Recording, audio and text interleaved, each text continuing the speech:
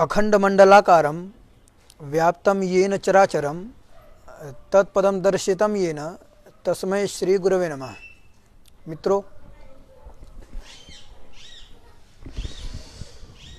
सरल संस्कृत व्याकरण से संबंधित जो आपका विषय था,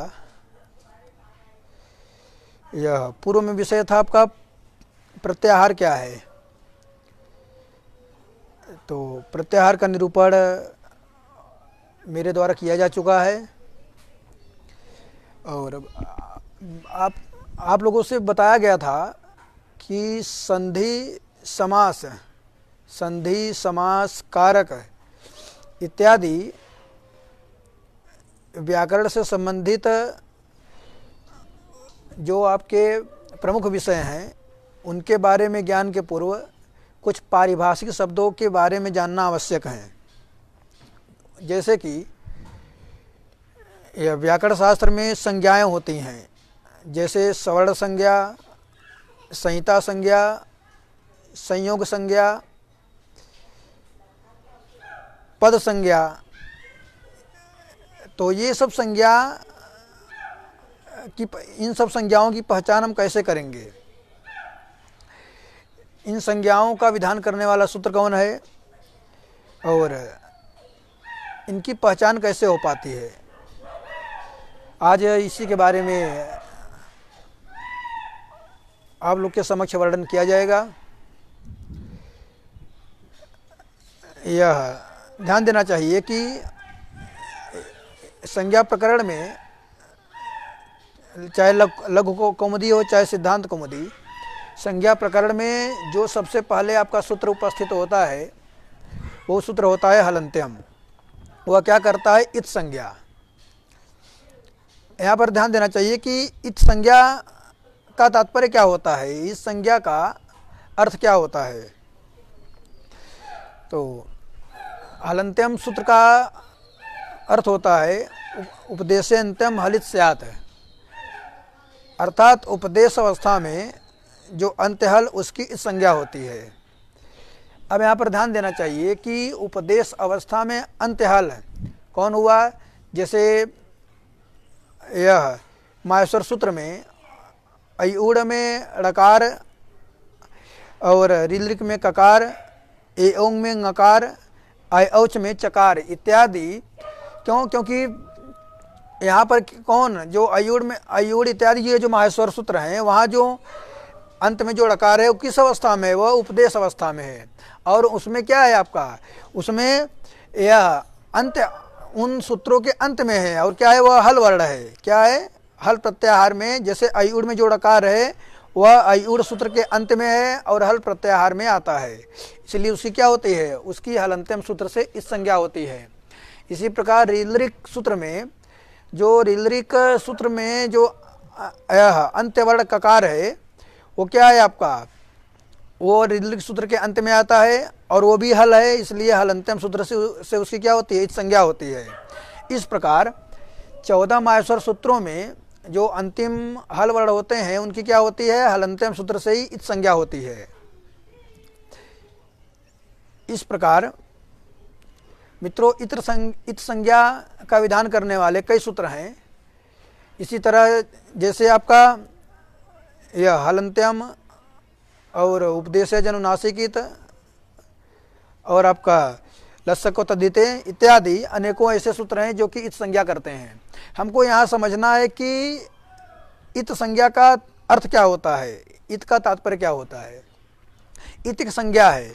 हमको यह ध्यान रखना चाहिए कि इत संज्ञा जो होती है, इत संज्ञा जिसकी होती है उसका क्या होता है? लोप होता है।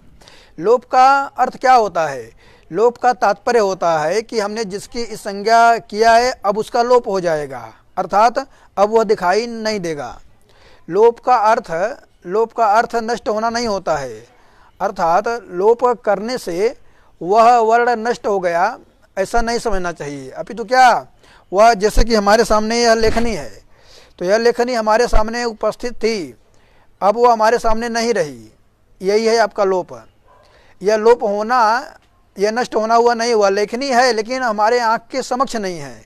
इसी तरह वो जो आपका जिस वर्ण की संज्ञा होती है वो क्या होता है कि उस समय जिस या जहाँ पर आपका वह रहता है वहाँ पर उसका दर्शन नहीं होता है। इस संज्ञा होने के बाद वहाँ से वह हट जाता है, लेकिन हट जाने का मतलब कि उसका नाश नहीं हुआ, अर्थात वह नष्ट नहीं हुआ, अपितु क्या है, अपितु वह गायब हुआ है, वह दिख नहीं रहा है।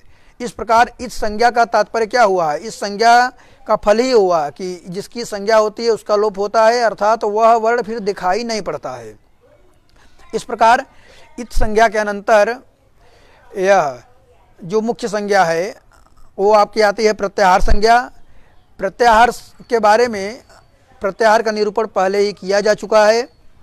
और उसके बाद यह हुकालो ह्रस्व दीर्घ प्लुता सूत्र आता है, यह ह्रस्व दीर्घ और प्लुत संज्ञा करता है।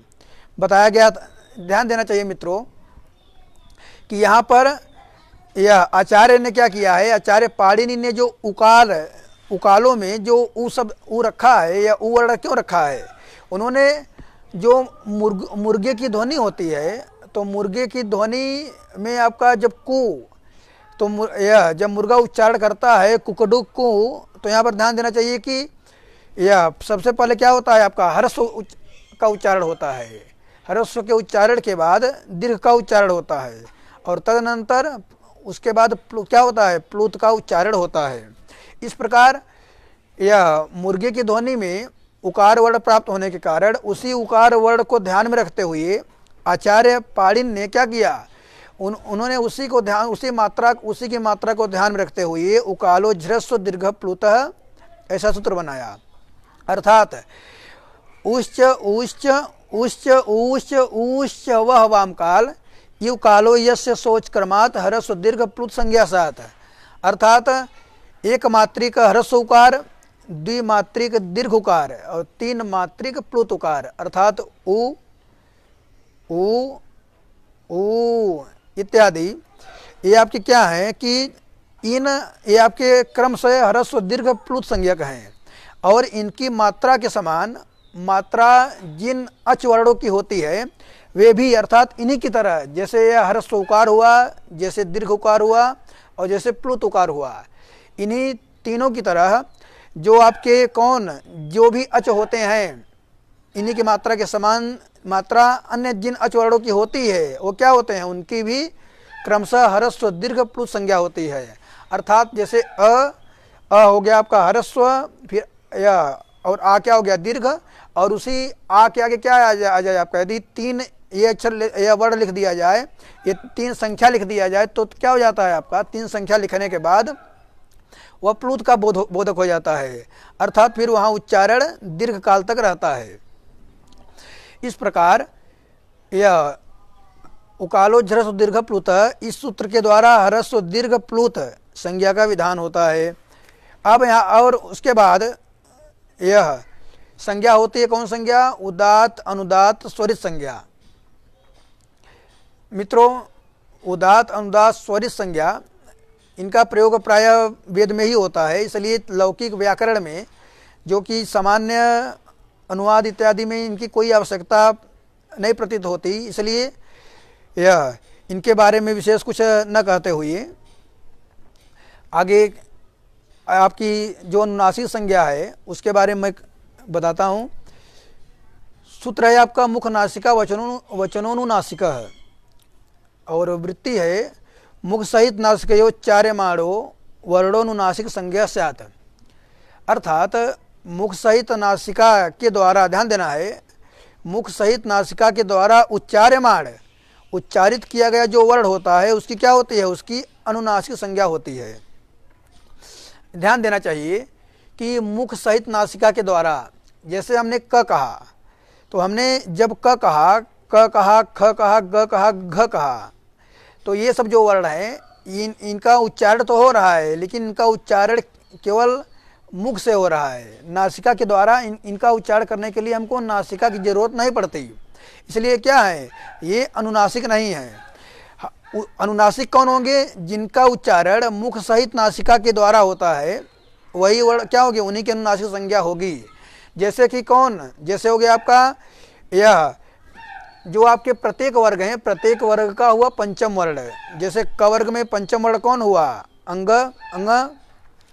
और आपका च वर्ग में आपका य, ट वर्ग में अड़, त वर्ग में न और प वर्ग में म। इस प्रकार प्रत्येक वर्ग के जो पंचम वर्ण है वे क्या है? वे अनुनासिक हैं। क्यों? क्योंकि उनका उच्चारण करने के लिए हमको नासिका की भी जरूरत पड़ती है। इस प्रकार मुख सहित नासिका, मुख सहित अर्थात मुख के साथ नासिका के द्वारा जो वर्ण उच्चारित किए जाते हैं, जिनका उच्चारण किया जाता है, उनकी कौन संज्ञा होती है? उनकी होती है अनुनासिक संज्ञा।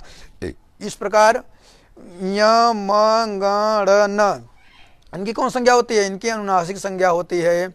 इसी तरह ये समझना चाहिए कि अचों में, अच में अनुनासिक और अनुनासिक दोनों भेद होते हैं। यदि जब हम अ का उच्चारण क्या करते हैं, यदि हम अ का उच्चारण बिना नासिका के करते हैं तो क्या होता है? वो होता है अनुनासिक।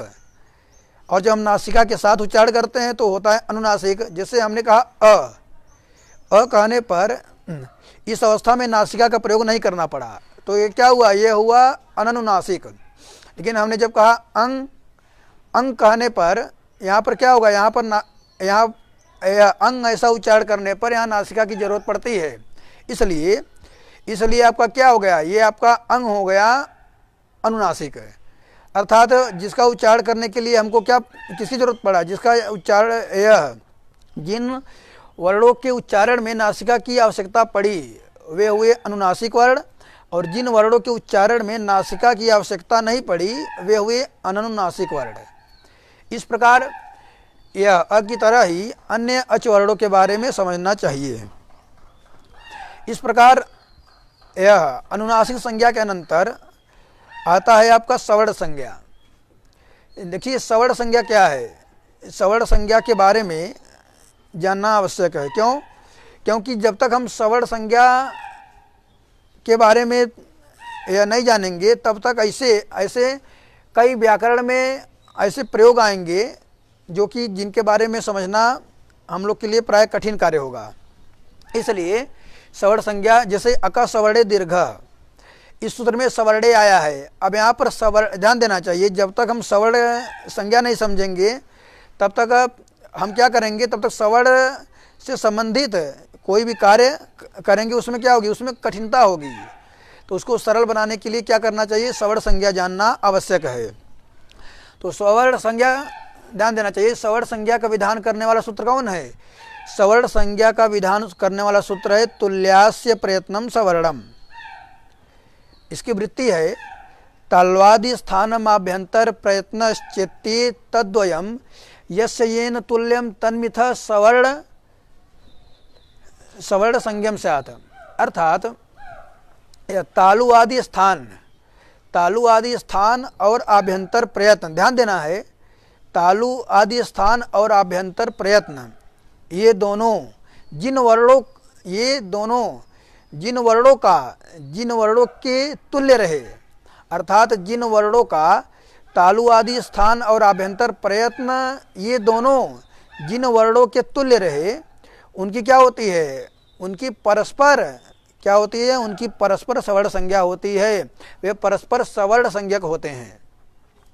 जैसे कि अब यहाँ पर ध्यान देना चाहिए कि तालु आदि स्थान और आभ्यंतर प्रयत्न, पहले ये जानना चाहिए कि यह तालु आदि स्थान क्या है और आभ्यंतर प्रयत्न क्या है। तो तालु आदि स्थान जानने के लिए आगे लिखते हैं, यह अकुह विसर्जनीयानाम कंठ, अर्थात अकार कवर्ग कख गघ अंग हकार और विसर्ग, इनका उच्चारण स्थान क्या है? इनका उच्चारण स्थान है कंठ। इचु यसानाम तालु, इकार च छ ज झ ञ यकार तालव्य सकार, इनका उच्चारण स्थान तालु है। और ऋतु रसाणाम मूर्धा, रिकार ट ठ ड ढ ड़ रकार और मूर्धन्य यह सकार, इनका स्थान क्या है? इनका स्थान है मूर्धा, अर्थात मूर्धन्य सकार का मतलब जो षटकोण वाला सकार है वह, उसका स्थान क्या है? मूर्धा है। ऋतु लसानाम दंता, लृवर्ण तथ दध न और लकार और कौन सकार, कौन सा स, जो आपका संत शब्द में जो सकार है, और यह वही आपका क्या वही उस सकार का उच्चारण स्थान क्या है, उसका उच्चारण स्थान है दंत्य, दंत है। अब आगे ध्यान देना चाहिए, यह उपपद्मानीया नाम ओष्ठव, अर्थात उकार यह प फ ब भ म, उपधमानीय, उपधमानी क्या है, तो ध्यान देना चाहिए अप अफ, अर्थात जहाँ पकार से पहले और फकार से पहले आधा विसर्ग के सदृश मात्रा जहाँ जहाँ मिले उनकी कौन संज्ञा होती है। इस प्रकार अप और अफ, यहाँ पर ध्यान देना चाहिए कि अप अफ, इस प्रकार पकार और फकार से पूर्व जहाँ अर्ध सदृश अर्ध विसर्ग के समान जो आपके यह जिनके जहाँ ये उपस्थित होते हैं उनकी क्या होती है, उनकी उपधमानी संज्ञा होती है, माने अर्थात उनको उपधमानी कहा जाता है। तो ध्यान देना चाहिए, इस उपधमानी का भी उच्चारण स्थान क्या है, उपधमानी का भी उच्चारण स्थान है ओष्ठ। इयम गणनानाम नासिका च, इय म अंग अड़ न, इनका उच्चारण स्थान क्या है, इनका उच्चारण स्थान नासिका है। ए दैतो कंठ तालु, ए और ऐ, ध्यान देना चाहिए, ए और ऐ इनका उच्चारण स्थान कंठ और तालु है। ओ दौतो कंठोष्ठम, ओ और औ इनका उच्चारण स्थान कंठ और ओष्ठ है। वकार से दंतोष्ठम, वकार का उच्चारण स्थान दंत दंत और ओष्ठ है। जिह्वा मूल्य से जिह्वा मूलम, जिस तरह अ प और अप अफ अर्थात पकार और फकार से पूर्व जो अर्ध विसर्ग के सदृश यह आपके क्या होते हैं, जो मतलब कि ऐसे चिन्ह जहाँ जहाँ प्राप्त होते हैं उनकी क्या होती है, उपधमानी संज्ञा होती है। इसी तरह ककार और खकार के पूर्व में अर्ध विसर्ग के सदृश जहाँ ये उपस्थित होते हैं उनकी क्या होती है, उनको जिह्वा मूलीय कहा जाता है। उनको क्या कहा जाता है, जिह्वा मूलीय। और जिह्वा मूले भव जिह्वा मूलीय, अर्थात जिह्वा के मूल, जिह्वा माने जीभ, और जीभ के जड़ से अर्थात जीभ के मूल से जिनका उच्चारण होता है उन्हें क्या कहा जाता है, उन्हें कहा जाता है जिह्वा मूल। इस प्रकार अक और अख जो आपके क्या है, अक अख ये आपके क्या जिह्वा मूलीय वर्ण हैं, इनका उच्चारण स्थान क्या है, जिह्वा का मूल भाग है। और नासिका अनुस्वारस्य, नासिका का उच्चारण स्थान क्या है, यह नासिका का यह नासिका अनुस्वार से, अनुस्वार का उच्चारण स्थान क्या है, अनुस्वार का उच्चारण स्थान नासिका है।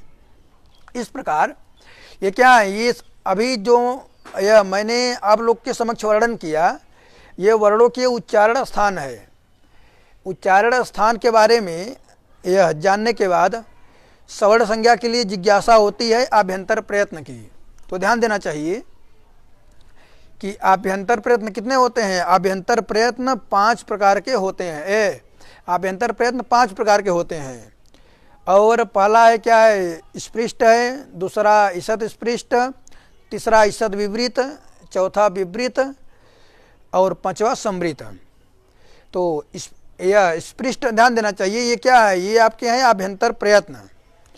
और इन आभ्यंतर यह जो 5 प्रकार के आभ्यंतर प्रयत्न हैं, इन 5 प्रकार के आभ्यंतर प्रयत्नों में जो पहला प्रयत्न है, पहला प्रयत्न कौन है, पहला प्रयत्न है स्पृष्ट। यह स्पृष्ट प्रयत्न किन वर्णों का है, तो कहते हैं स्पर्शानाम, स्पर्श वर्णों का है। स्पर्श वर्ण माने काद्यो मावसाना स्पर्शा, क से लेकर के म पर्यंत वर्ण, क ख कव अर्थात क से लेकर के म पर्यंत, क ख ग घ इत्यादि यहाँ से लेकर के प फ ब भ म पर्यंत, इनके मध्य में जितने भी वर्ण आते हैं क से लेकर के म पर्यंत, उन्हें क्या कहा जाता है, उन्हें स्पर्श कहा जाता है। और उनका प्रयत्न क्या होता है, इनका प्रयत्न होता है स्पृष्ट। और इसी तरह ईषत् स्पृष्टम अंतः स्थानाम, अर्थात यह यवरल, ये वर्ण क्या होते हैं, ये वर्ण होते हैं अंतस्थ। और इनका आभ्यंतर प्रयत्न क्या होता है? इनका आभ्यंतर प्रयत्न होता है ईषद स्पृष्ट, और ईषद विवृतम उस्मणाम। यह स तालव्य से कौन है? श स सह, श स सह, अर्थात तालव्य सकार, मूर्धन्य सकार, दंत सकार और हकार, इनका आभ्यंतर प्रयत्न क्या होता है? इनका आभ्यंतर प्रयत्न है ईषद विवृत, विवृतम स्वराणाम। और जो अच वर्ण हैं, कौन? जो स्वर हैं, स्वर माने अच स्वरा, अ ई उ री री ए ओ ऐ औ, इनका जो उच्चारण स्थान है ए, इनका जो आभ्यंतर प्रयत्न है, इनका आभ्यंतर प्रयत्न क्या है? इनका आभ्यंतर प्रयत्न है विवृत। इस प्रकार यह अब क्या हो गया? अचो अर्थात जितने भी अच हैं उनका आभ्यंतर प्रयत्न विवृत है। फिर आगे बताते हैं ह्रस्वस्य वर्णस्य प्रयोगे संवृतम। अब यहाँ पर ध्यान देना चाहिए कि जो ह्रस्व का कौन होता है? जो ह्रस्वकार होता है, ह्रस्वस्य वर्णस्य प्रयोगे संवृतम, अर्थात जो ह्रस्वकार होता है, छोटा, जिसे हम लोग ये सामान्य भाषा में छोटा आकार छोटा अ बोलते हैं, वो क्या होता है?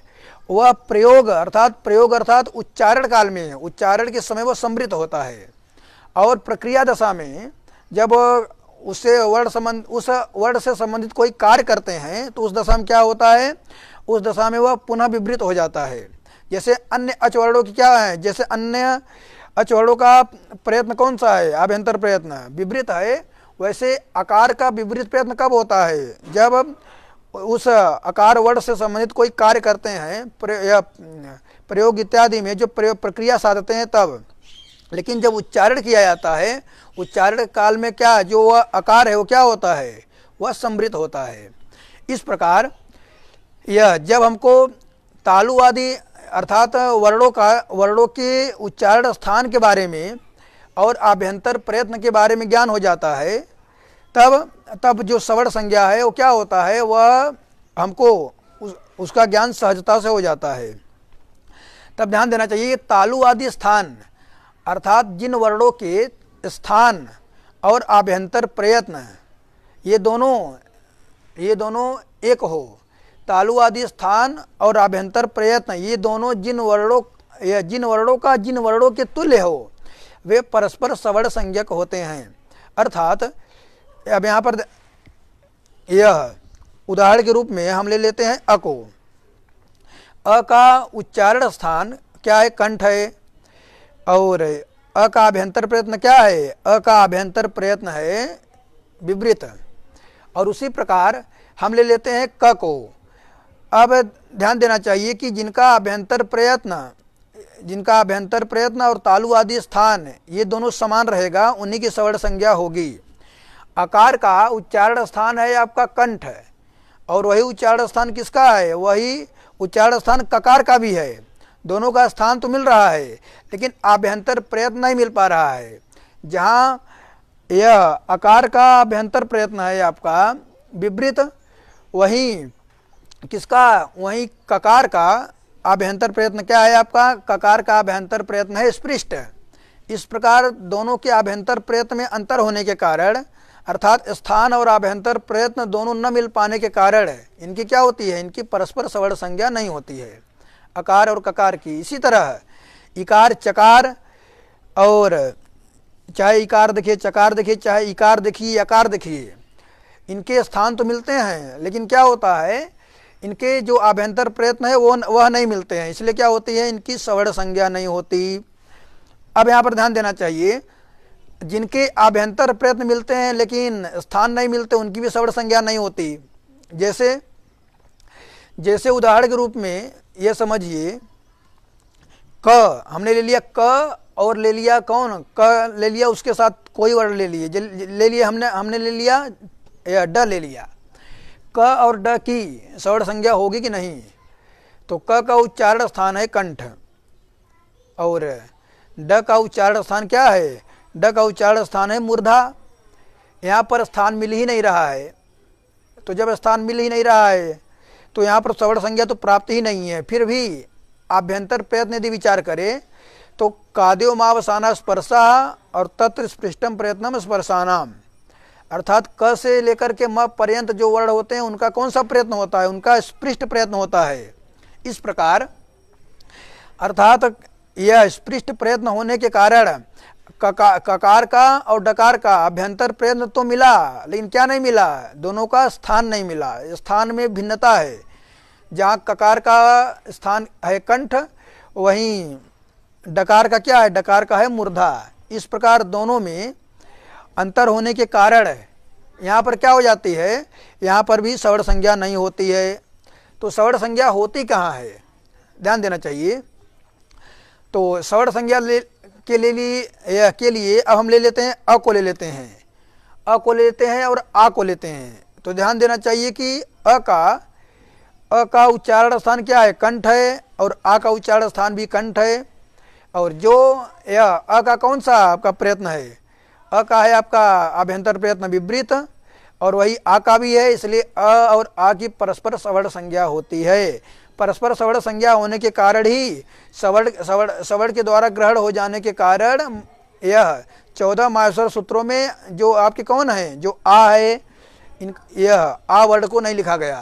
क्यों? क्योंकि जिनका ग्रहण अर्थात क्योंकि ये अ की भेदों में आ जाता है। अकार के 18 प्रकार का होता है, उसमें आ भी आ जाता है। इसलिए आ अर्थात ह्रस्व आकार, दीर्घ इकार, दीर्घ उकार है, और प्लुत उकार, प्लुत इकार, प्लुत अकार इत्यादि जितने भी वर्ण हैं, ये सब क्या हैं, इनको माहेश्वर सूत्र में क्यों नहीं लिखा गया? क्योंकि ये अपने वर्ण के जो ह्रस्व वर्ण हैं उनके क्या है, उनके सदृश हैं, उनके सवर्णी हैं। इसलिए क्या होता है कि इसलिए इनको माहेश्वर सूत्र में 14 माहेश्वर सूत्र में इनको लिखा नहीं गया, बल्कि सवर्ण के द्वारा क्या हो जाता है, इनका ग्रहण हो जाता है। जैसे कि इसी तरह हम ले लेते हैं यह जो माहेश्वर सूत्र कौन है आपका, माहेश्वर सूत्रों में लिखा गया है आपका वर्ण ई को ले लेते हैं, और दीर्घ ई को ले लेते हैं, ई और ई को ले लेते हैं, ई को और ई को। दोनों का उच्चारण स्थान क्या है, दोनों का उच्चारण स्थान तालु है, दोनों का उच्चारण स्थान तालु है। और यहाँ दोनों का उच्चारण स्थान तालु है, और क्या है आपका इचु यसानाम तालु, दोनों का अभ्यंतर प्रयत्न क्या है, विवृत ही है। इस प्रकार अभ्यंतर प्रयत्न और तालु आदि स्थान दोनों क्या होने के कारण, दोनों एक होने के कारण ही यहाँ क्या हो जाती है, यह ह्रस्व इकार और दीर्घ इकार की परस्पर सवर्ण संज्ञा हो जाती है। इसी प्रकार प्लुत इकार की भी क्या हो जाएगी, सवर्ण संज्ञा हो जाएगी। अब यह इसी तरह उकार में भी क्या हो जाएगा, उकार और ऋकार इत्यादि के जो दीर्घ प्लुत जो भेद इत्यादि जो भेद हैं उनके अनुनासिक अनुनासिक इत्यादि का ग्रहण हो जाएगा।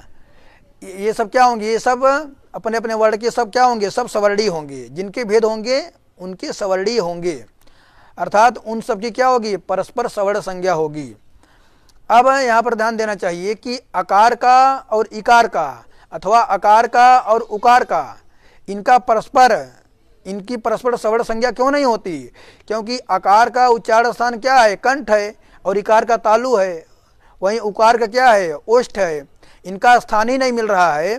यद्यपि आभ्यंतर प्रयत्न केवल एक है, आभ्यंतर प्रयत्न क्या है, इनका आभ्यंतर प्रयत्न केवल विवृत है, लेकिन स्थान न मिलने के कारण इनकी परस्पर सवर्ण संज्ञा नहीं होती।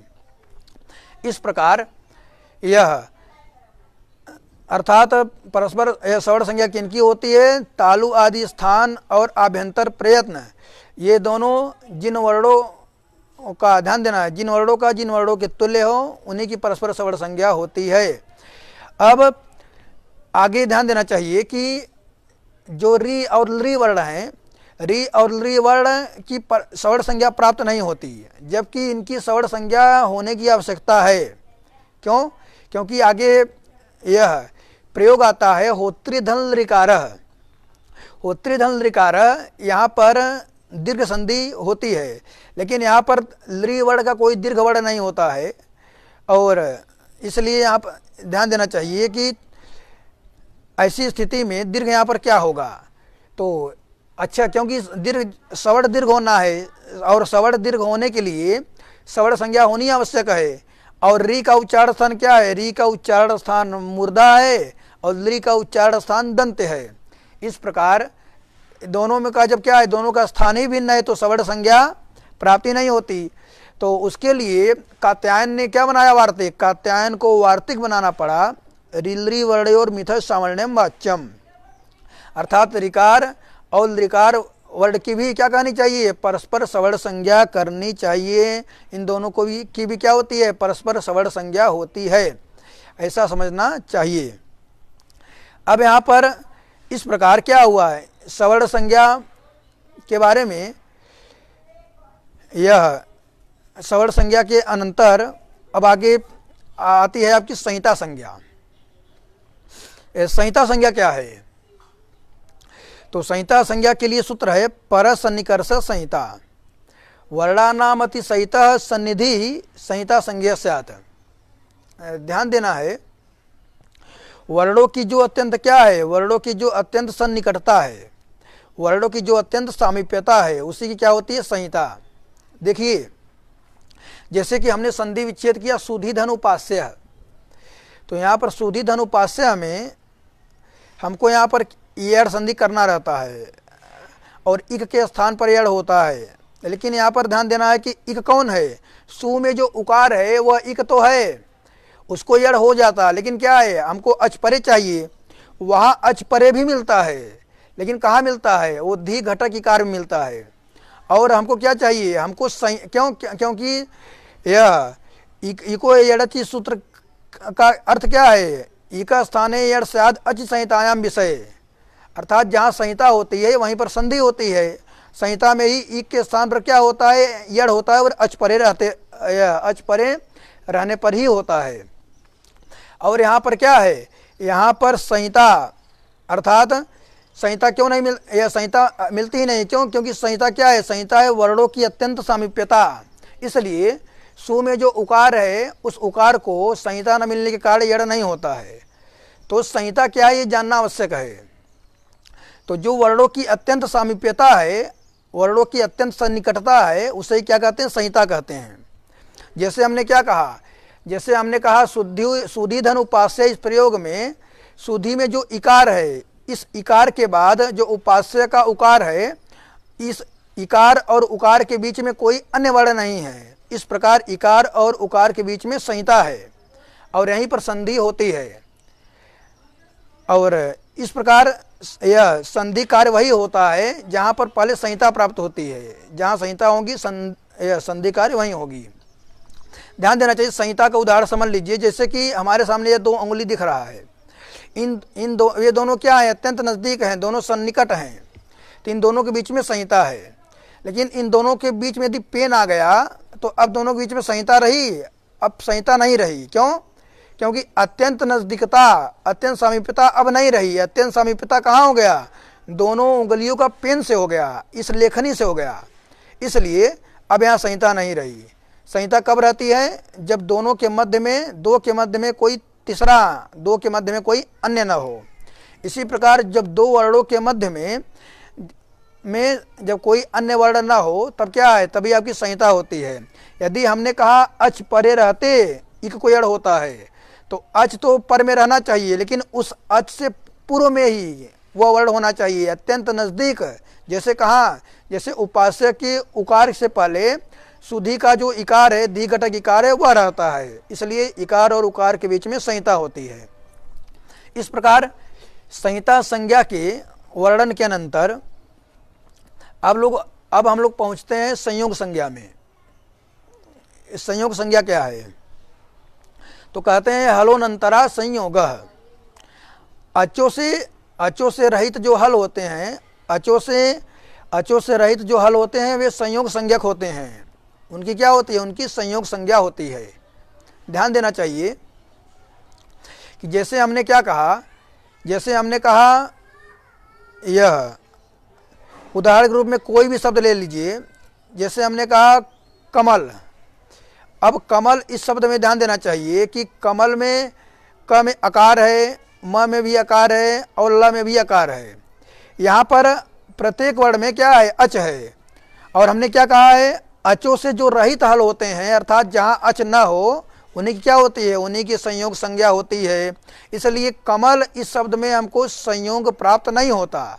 लेकिन दूसरे स्थान पर यदि हम क्या ले लेते हैं, यदि दूसरे स्थान पर यदि हम ले लेते हैं संधि शब्द को, कौन ले लेते हैं, संधि शब्द। संधि, संधि इस शब्द में ध्यान देना चाहिए कि संधि शब्द में सकार के बाद अकार है, उस अकार के बाद क्या है, नकार है।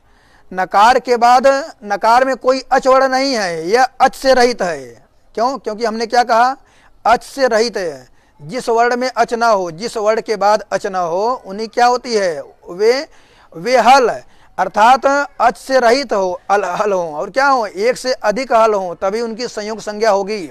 यदि केवल एक अच, यदि केवल एक हल, यदि वह अच से रहित होगा तो उसकी संयोग संज्ञा नहीं होगी। अच से रहित हल हो और उसके बाद पुनः हल हो, तभी दोनों के मध्य में संयोग संज्ञा होती है। जैसे संधि, संधि इस शब्द में जो संधि में, संधि घटक जो नकार है, नकार में कोई अच वर्ण नहीं है, और उसके बाद जो यह ध वर्ण है, ध, वो क्या है, वह हल वर्ण है। तो अच से रहित हल, ध्यान देना चाहिए, अच से रहित हल कौन हुआ, ये नकार हुआ, उसमें अच नहीं है, और उसके बाद क्या है आपका, उसके बाद पुनः हल ही है। इस प्रकार दो हलों के मध्य में क्या होता है, आपकी संयोग संज्ञा। इस प्रकार अचों से जो रहित आपका हल कौन हुआ, नकार, उसकी उसकी संयोग संज्ञा किससे होती है, उसकी संयोग संज्ञा आपका धकार के परे रहने पर क्या हो जाती है, हो जाती है। ध्यान देना चाहिए। यहाँ पर देखिए संयोग संज्ञा के लिए उच्चारण किए हैं हल अर्थात बहुवचन का। यहाँ पर कहने का तात्पर्य यह है कि अचों से रहित जब हल जो होंगे वे क्या होंगे, उनकी संयोग संज्ञा तभी होगी, उनकी संयोग संज्ञा तभी होगी जब उसके बाद क्या होगा, जब उसके बाद हल वर्ण रहेगा। जैसे कि हमने कह दिया रामम, हमने कह दिया रामम, अब यहाँ रामम में र में आ है, यहाँ संयोग संज्ञा नहीं है। यहाँ म में भी आ है, यहाँ संयोग संज्ञा नहीं है। लेकिन हमने जब यहाँ अंत में जो हल है, हल वर्ण कौन, रामम में अंत जो मकार है, यहाँ पर क्या है, रामम में जो अंत में मकार है, इस मकार में कोई अचवर्ण नहीं है। लेकिन अचवर्ण न होने का मतलब ये नहीं हुआ कि यहाँ पर क्या हो जाएगी, यहाँ संयोग संज्ञा हो जाएगी, नहीं। रामम के मकार की यद्यपि इसमें अच नहीं है, तो यह फिर भी क्या होगी, जब तक उसकी हल, यह संयोग संज्ञा तब तक नहीं होगी जब तक उसके बाद कोई हल वर्ण नहीं आएगा। क्यों? क्योंकि अभी यहाँ यह निश्चित नहीं है कि रामम के बाद अचवर्ण आएगा कि हल वर्ण।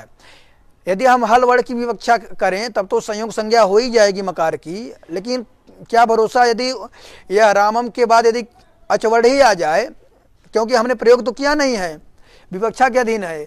इसलिए यदि हम क्या करेंगे कि जब हम यह विवक्षा में यदि उसके बाद क्या आएगा, यदि हल वर्ण आएगा रामम के मकार के बाद, तब तो मकार की संयोग संज्ञा होगी। यदि मकार के बाद यदि अचवर्ण आएगा तो उस मकार की संयोग संज्ञा नहीं होगी। इस प्रकार संयोग संज्ञा किनकी होती है, संयोग संज्ञा उन्हीं की होती है जो अचों से रहित क्या होते हैं, हल होते हैं। अचों से रहित हल होंगे। जैसे हमने क्या बताया, संधि में जो नकार, संधि में जो नकार है और धकार, इनके बीच में क्या है, इनके बीच में संयोग है, और उन्हीं क्या होते हैं वे, और वहीं क्या होती है, वहीं संयोग संज्ञा होती है।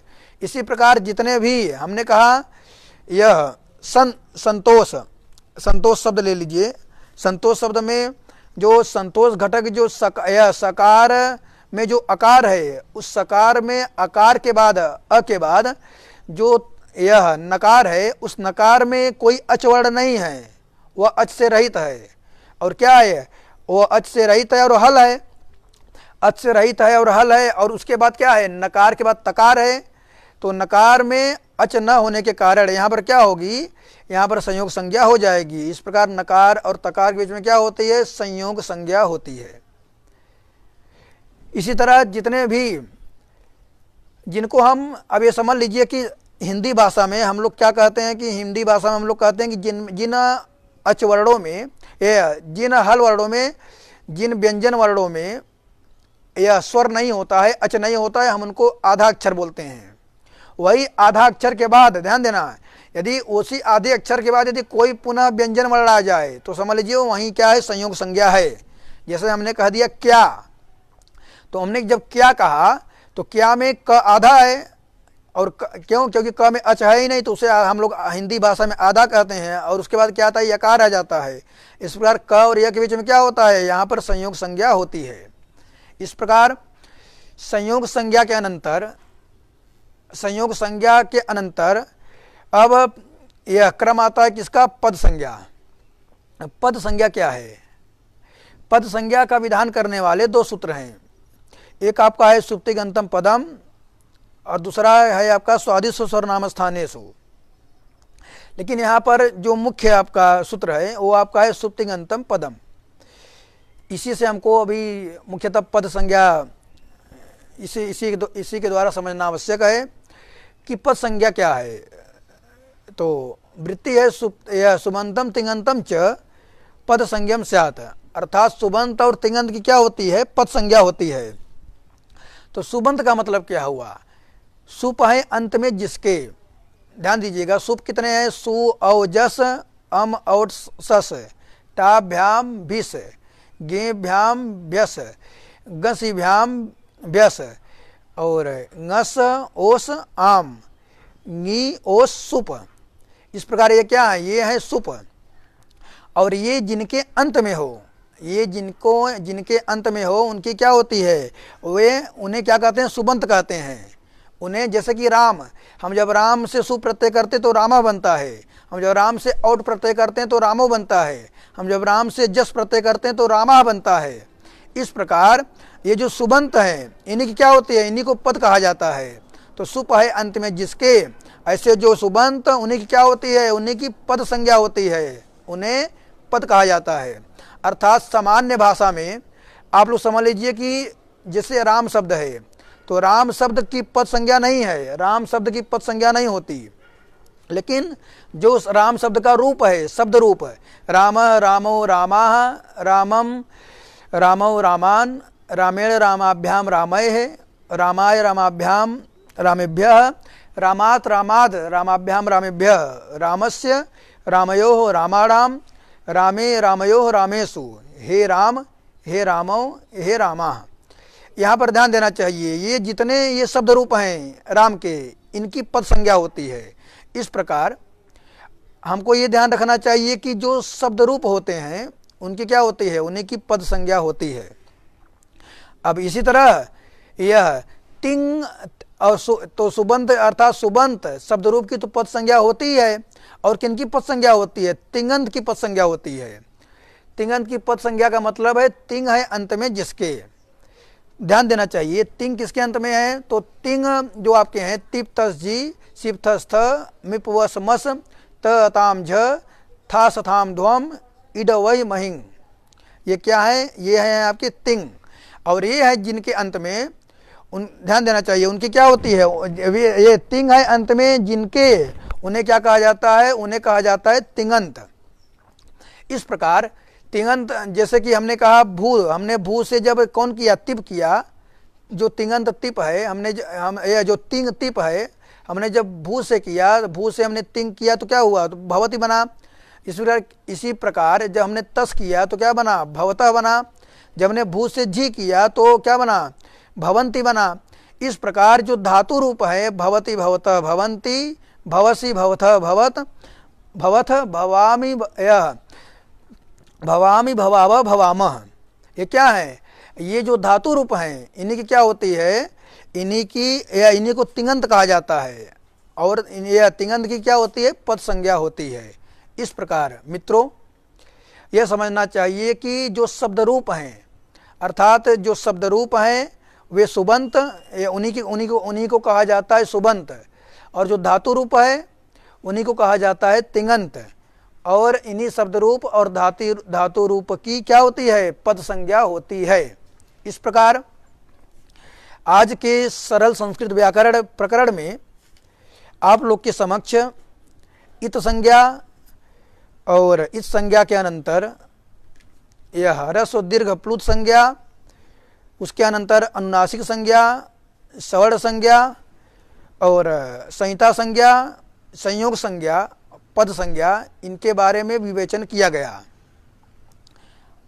अब आगे से यह हम लोग क्या करेंगे, अब संधि प्रकरण की शुरुआत करेंगे। जिन छात्रों को जिनको संधि का ज्ञान नहीं है वे सरल संस्कृत व्याकरण के इस कक्षा में भाग लें। यह मुझे विश्वास है कि यदि वे संधि प्रकरण का अध्ययन कर लेंगे सरल संस्कृत व्याकरण के अनुसार, तो यह किसी भी ग्रंथ के कोई भी ग्रंथ रहेगा उसमें 100 में से 90% केवल सरल संस्कृत व्याकरण मात्र पढ़ने से 90% शब्दों का वे संधि विच्छेद कर लेंगे।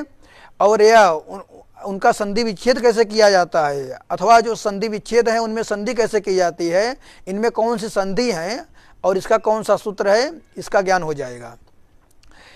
और इस प्रकार यह आगे की सरल संस्कृत व्याकरण में आगे का जो विषय रहेगा वो रहेगा आपका संधि प्रकरण। संधि प्रकरण के अनंतर समास प्रकरण, फिर इसी प्रकार उत्तरोत्तर क्रम से अन्य अन्य प्रकरण आएंगे। अब यहाँ पर यह आप लोगों से एक निवेदन और है, यह कल इधर आगे आपकी जहाँ मैं रहता हूँ वहाँ व्यस्तता होने के कारण यह आज के बाद कल से लेकर के प्रतिपदा तिथि तक यह कक्षा बंद रहेगी। और प्रतिपदा के अनंतर पुनः द्वितीया तिथि से आप लोग को सूचित कर दिया जाएगा, यह इंटरनेट के माध्यम से, फेसबुक के माध्यम से। इसलिए अब यह कल अवकाश रहेगा, उसके बाद परसों भी अवकाश रहेगी। उसके बाद जब भी कक्षा चलेगी आप लोग को सूचित किया जाएगा। क्योंकि व्यस्तता ज़्यादा है। मैं खुद विद्यालय में पढ़ाता हूँ, यह प्रातःकालीन सत्र में और सायंकालीन सत्र में, अर्थात दोपहर से 2:30 बजे से मैं आप लोग के समक्ष उपस्थित होता हूँ। किसी तरह समय निकालकर मुझे स्वयं अध्ययन करना पड़ता है दिन रात एक करके, इसलिए 2 दिन अत्यधिक व्यस्तता के कारण कक्षाएं बंद रहेंगी। और इसी के साथ वाणी को विराम। नमो नमः। अखंड मंडलाकारं व्याप्तं येन चराचरं तत्पदं दर्शितं येन तस्मै श्री गुरवे नमः।